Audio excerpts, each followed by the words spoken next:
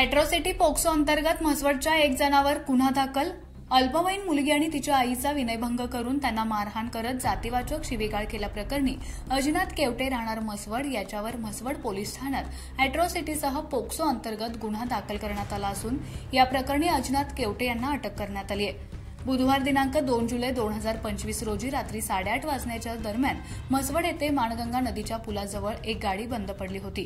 त्या गाडीमध्ये सदर अल्पवयीन मुलगी व तिचे आईवडील होते.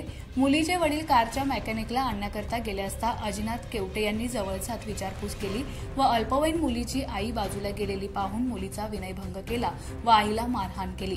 यावेळी हातातील बांगड्या फुटून बांगड्याच्या काचा आईच्या हाताला लागल्या. या दोघींचा आरडाओरडा ऐकून मुलीचे वडील धावत आले. त्यावेळी अजिनाथ केवटे मुलीच्या वडिलांना जातीवाचक शिवीगाळ करून निघून गेला.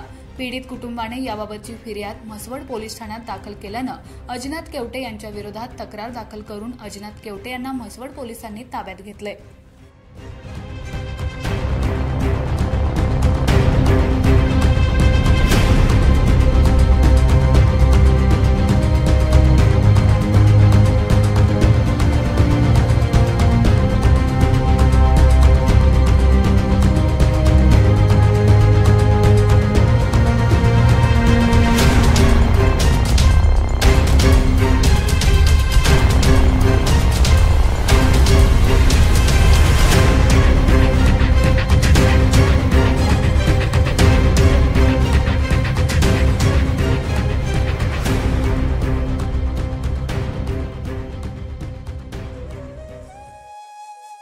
अशाच नवनवीन अपडेट्ससाठी आमच्या खबर गावाकडची या चॅनेलला सबस्क्राईब करा. आमचे व्हिडिओ लाईक करा आणि शेअर करा.